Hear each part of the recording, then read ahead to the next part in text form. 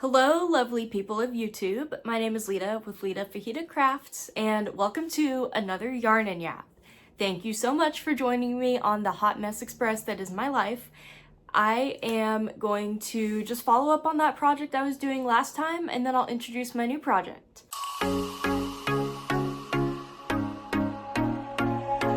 We're gonna try to keep things a little more organized, okay? I didn't full on write a script, but actually, I didn't write a script at all. I think I'm lying about being organized. So these are the couple's mittens. It's essentially two mittens like this, and then a big mitten that has two armholes so that you can hold hands inside the mitten with another person. My boyfriend is with a friend right now, so he's not gonna be able to help me model these mittens, so you'll just have to pretend I have a boyfriend right here. And something a little embarrassing happened when I was working on this. I found out that I've been doing my front post and back post double crochets wrong. And it was because I was watching a tutorial for a completely different pattern that I figured that out. But you can see that they're a little off center here. After I started doing them right, they went so much better. I don't know if you really can see a difference. It does look a little different when the yarn changes colors too, but these just feel a lot straighter to me, and they went a lot faster, I think. So that was cool. And today's project, I am working on a tank top. I'm freehanding this and I'm writing a pattern for it, and this is what I was talking about with plus size clothing feeling like small blankets, okay? This is like, this thing on my wall is the size of a record. So yeah, this project's gonna take me a little bit. I do want to release a pattern for it, but I don't know when. It's gonna come out when it comes out. I am really addicted to this yarn I'm using though. This is Hobie Fruta yarn. What is this colorway? I don't have the label on it, so. Okay, I actually didn't even realize that my yarn wasn't attached to my project anymore. What the heck? But, yeah, so this is a colorway that has purple and yellow and blue, and I'm going to grab another ball because the color change here, I don't like where it's happening with either of the ends of this yarn. I have my other panel done and the colors are all lined up all nice, and it's gonna be different on this one if I start from either of these ends. So I'll be right back. Okay, I didn't actually have a skein that looked how I wanted it to, so I just put this extra little, looks like a donut now, it's kind of fun.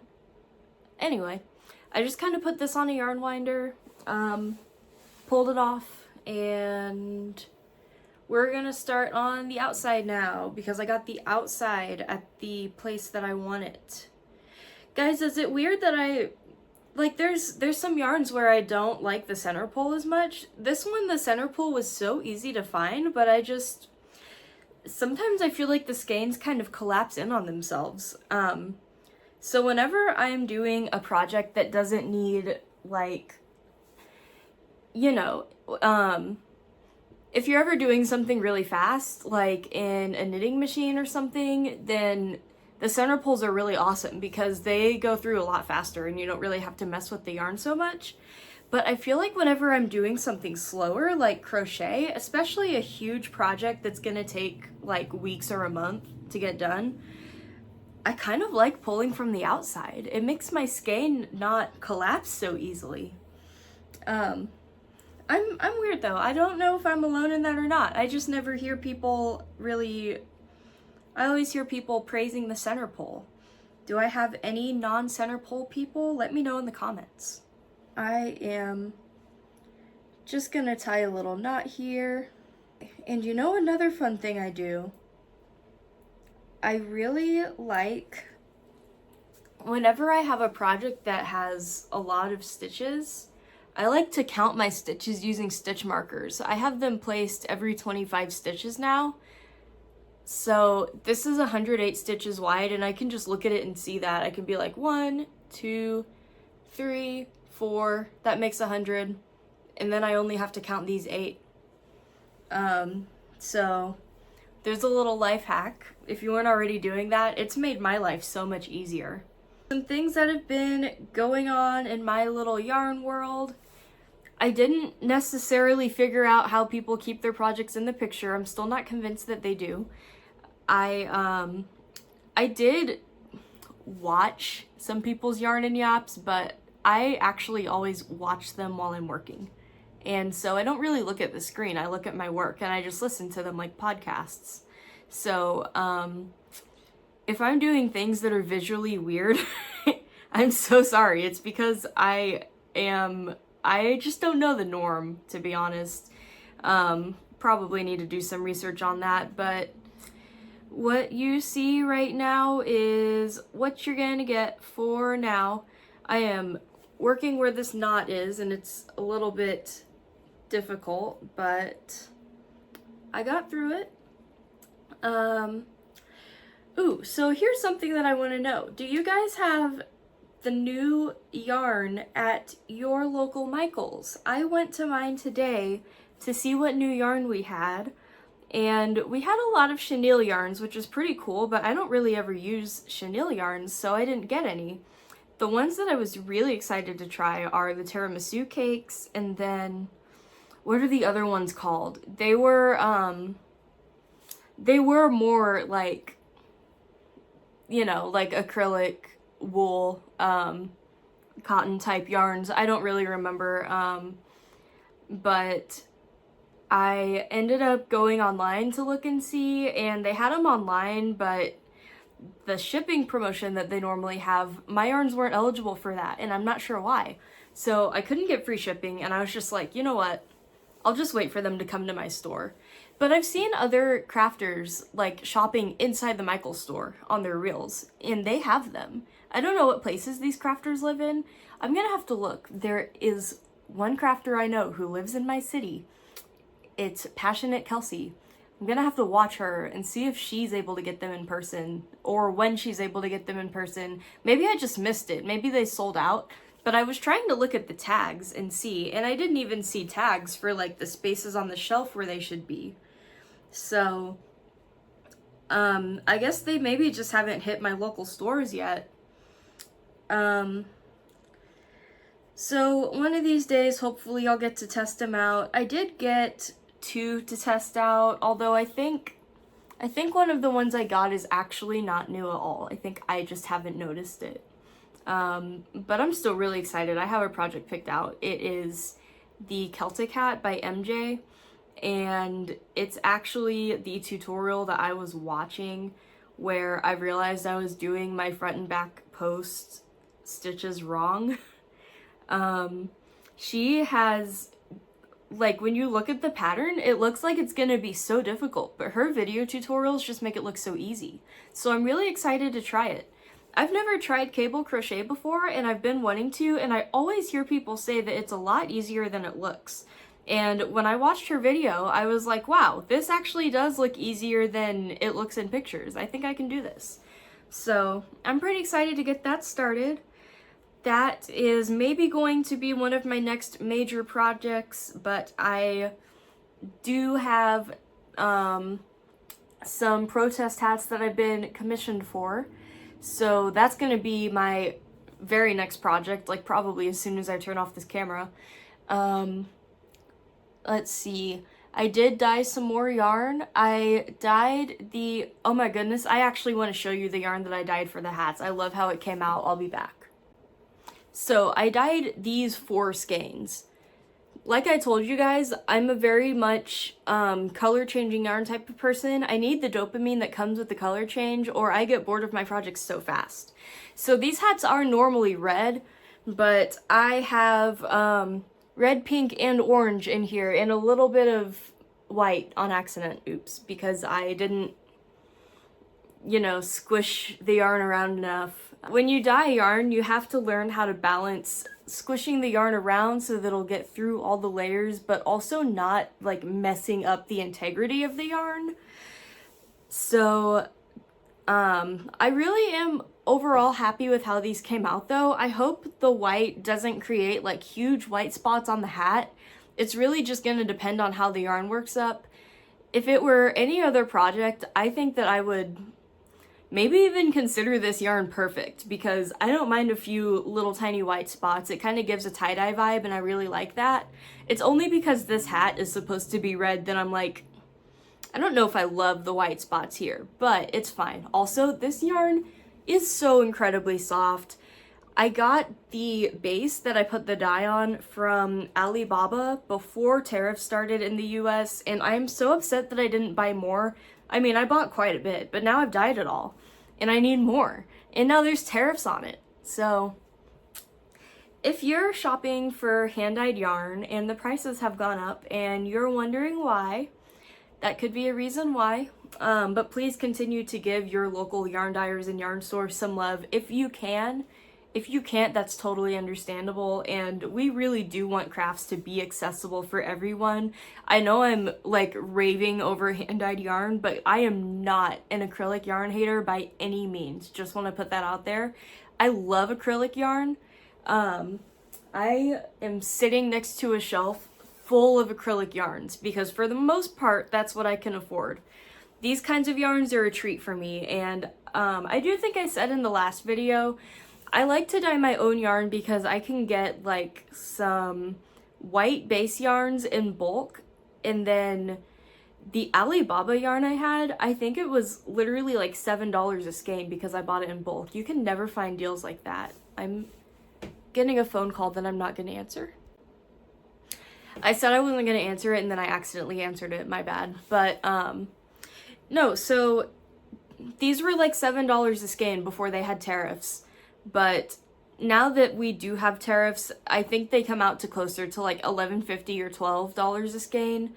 And, you know, if you've got to buy that, and then you've also got to buy your dyes, and you're not really supposed to use professional dyes inside your home unless you have a safe space in your home that has good ventilation, and you have to use heat with the dyes, so you have to have a burner, and like it's... But not your kitchen burner, because it can be harmful if you do this in the kitchen too often. So it's really a lot. I'm actually kind of surprised that the prices on hand-dyed yarn haven't gone up even more than they already have. But anyway, rant over. These are great. Being able to dye them for yourself is great. Acrylic yarn and all the budget-friendly yarns are also great because they are what keeps this hobby accessible, and I love that.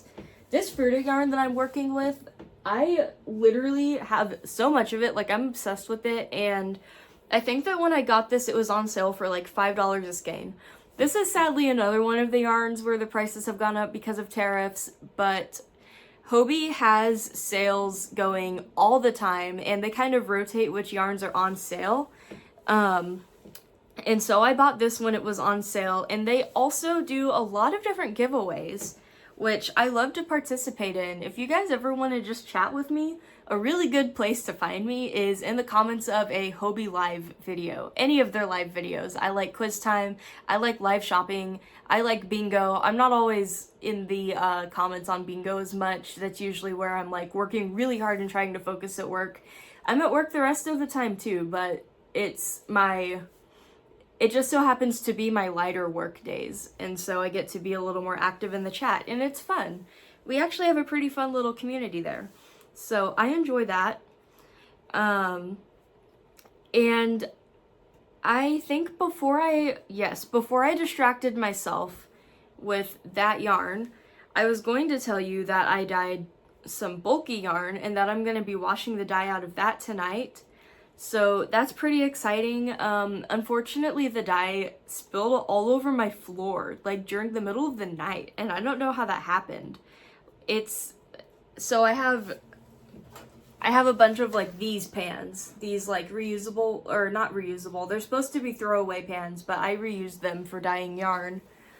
because unless you're using a kitchen safe dye, which I don't always, you can't put the dye in any like pans that you would put food in. So that's kind of just my makeshift non-professional cheap pans that I dye my yarn in, and I don't know if it got a hole in the bottom or what. I'm really confused. At first I blamed my cat because I thought maybe she stepped on it, but she didn't. I don't know what happened, and so I had to clean up dye off my floor first thing in the morning, and it surprisingly came up better than I thought, but like it's still there a little bit. So if you ever do dye your own yarn, you'll want to make sure that you have a safe place where your dye is not going to destroy your counters and your floors. I had some plastic on the table that the yarn was sitting on, but it still got on the floor. I didn't expect that, so I'm gonna have to be more intentional about like scooting it into the middle of the table, putting it in a safe place where my cat can't get it. So yeah, those are pretty much the things that have been going on in my life. I've been doing some, at least crochet related things, been doing some yarn dyeing, been doing some work on this tank top, some work on the protest hats. As far as updates since the last video, my boyfriend and I ended up actually getting crepes the day before. We went to a friend's house and they made crepes, and we all brought different crepe toppings, and it was really, really good. But then we didn't need to go out for crepes in the morning. So we didn't. We stayed home and we did do some more work on that paint by numbers. It was really fun. So at first, like I told you guys, we had some of the grass in the corner done, so it was mostly just different shades of green. Well, now we've got some bright pink thrown in there, and so I'm really excited. And we like to do this funny little thing where we hang it up on our wall even though it's not fully painted. So it's about to hang on the wall for the next year with green, pink, and black mostly are the colors that we've done. I also told you that I was going to tell you some more about my cat. So she is here in front of me right now, but she's turned around not facing me because she doesn't feel like being photogenic. Sometimes she likes to be, sometimes she doesn't. But her name is Rosa. She's 4 or 5. I think she's 5, yeah. She was born in January of 2021. She was not mine back then. I got her from a shelter when she was about a year and a half old. And so I had to estimate her birthday, actually. I don't know her actual birthday. I just knew because I counted backwards that it's January of 2021. So she's my little baby. She's kind of a small cat. She's like chunky, but has a small frame. She's cuddly when she wants to be. She's not like the most cuddly though, but she really, really loves to make biscuits. She has a favorite blanket. It is a really super soft, I think the brand is Lola, and it's like a huge, like wicked soft blanket. And she will make biscuits in it for like half an hour at a time sometimes. It's really adorable. I'll have pictures of her up on the screen, of course. She loves the sound of cans being opened because she always hopes that it's canned chicken, but I'm a vegetarian. When my boyfriend opens cans, sometimes it's chicken, but when I open cans, it's always something really boring like beans. And I still put them on the ground for her to sniff because she wants to make sure it's not chicken. And apparently she does like to lick the bean juice every now and then, but not that much of it. With that being said, I don't think it's safe to give your cat large amounts of bean juice. So if your cat even likes bean juice, don't let them have a lick. But if it has too much sodium in it, that's pretty bad for cats. But yeah, that's mostly what there is to know about my cat. I also did think more about ideas for future Yarn and Yaps, and I'm loving the craft fail idea. I do have a craft fail story to tell you of my own, but I will save that for a craft fail video. I also, as soon as I finished filming last week's video, I like immediately sent a video to Brandy. She's the person that I got this idea from, and she takes subscriber stories. And so I told her about how my brain and my talking were really super all over the place, and how it took me 11 minutes to even introduce the project I was working on, and how I was like, I don't know how I'm gonna edit this. I don't know if it's gonna sound coherent. And so I am hoping to get it. She says that she has a backlog, which, you know, that's normal. She's awesome. I sure hope she has a backlog. So at the time of filming this, I have not even posted the first Yarn and Yap, but I do think that it'll be posted probably before she is able to see my submission and give me advice. So it's, you know, it's gonna be what it's gonna be. I'm saying this in future tense, but if you are watching this, it's probably past tense, because I am gonna finish that one before I finish this one, hopefully. I am a person who's very bad about sometimes not finishing what I start, but I'm trying to really, really work on that this year. One of my 2026 goals is finishing what I start, as long as that thing is still serving me. Sometimes things that you start do not serve you, and it's okay to walk away from those things. I always allow myself to do that, but the issue is that I think personally I allow myself to do that a little too easily, and that amounts to me not ever finishing anything at all, and that's not a really super sustainable way to live my life. So we're gonna try to get better at finishing what we start. And speaking of finishing things, I do think that I am finished with today's video because I'm out of things to talk about. So, thank you all for joining me. I did not get very much progress done on this at all, but that's fine. I hope that all of you have a wonderful day. Once again, please tell me about yourself in the comments. This is still a very new channel, so I am excited to find out who is interested in watching this, and what you're interested in seeing in the future. Let me know, again, like any types of yarn that you want me to review. I am going to do a yarn review very soon. One of the new Michaels yarns, I did find like one Michaels yarn that I wanted to test out. I think I said that already. I found two that I wanted to test out, but one of them I don't think actually was new. I think I just hadn't noticed it before. So there's one brand new one that I want to test out in the very, very near future, and I have it in my house. It's the, I think it was Big Twist Gigi. I think that's what it was called. I don't really remember, but it's a really neat one. I don't know if I like it or not. I haven't tried working with it yet. Looking at it, I'm kind of like, okay, that could be cool. It's either going to be really good or really bad. We'll find out. So stay tuned if you want to know about that. But thank you everybody for watching. I will see you guys on another day. Bye.